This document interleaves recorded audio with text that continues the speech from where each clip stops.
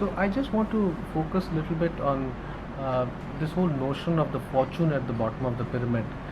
This has become a catchword these days, and do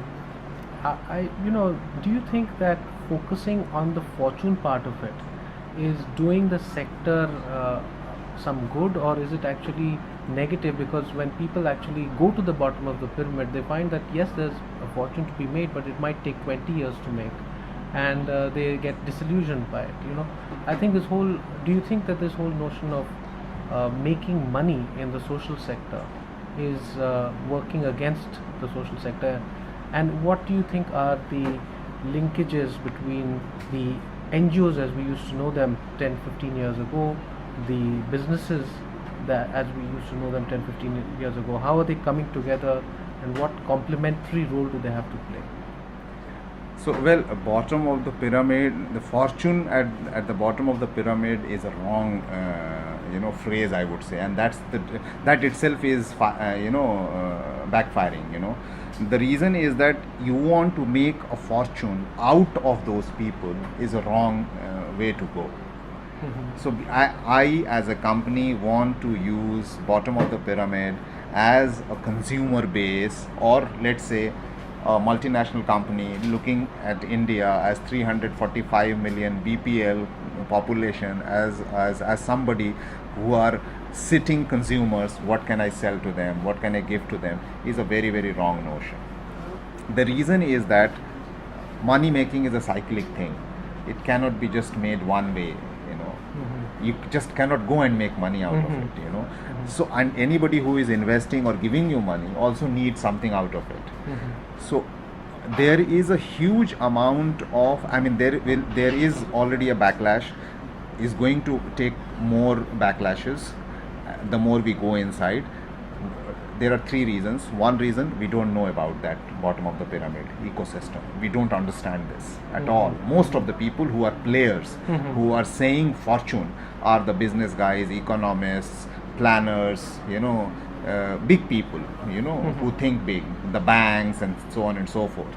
But the real people who know bottom of the pyramid are somebody who is not part of that ecosystem. I see. So there is a disconnect. I see. Now, knowing that entire sector requires at least half a decade or 1 decade of regular in touch or to be part of that system, which nobody is trying to invest except government or NGOs. And since NGOs are the only link to the bottom of the pyramid, they are not only extremely important, but they are extremely risky also, because NGOs are not made to scale. Because they're not companies, they're catalysts. They are short-term solution providers, they are activists, they are there to tell you what is wrong or right.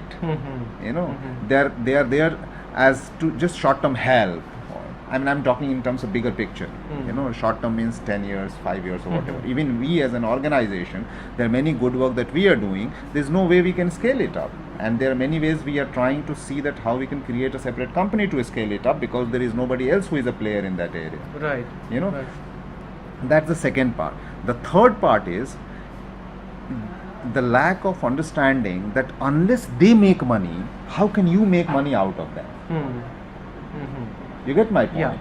Now, all the bottom of the pyramid, anywhere in the world, are full of skills, full of knowledge, which is localized, local, may be very useful, but that need to be sold to make money. They don't have cash. But the entire approach about making fortune out of the bottom of the pyramid is very cash oriented. I see. So I want to make money out of them. So even if I have a shampoo which they can't buy in 20 rupees, can I sell them for 20 pence? Is the approach not going to work? And the fourth thing is that the level of scale issues. In bottom of the pyramid, the more bottom we get, the more fragmented they become. I see. Heterogeneous. Yeah, heterogeneous. So every district or a village or a subdivision is a different market or different character or different behavior, different anthropological situation. How do you tackle that one? And that is where the entire orientation of the multinationalism or the corporation making is scale and scale and scale and scale is not going to work there. I see. I see. And that's what my understanding is.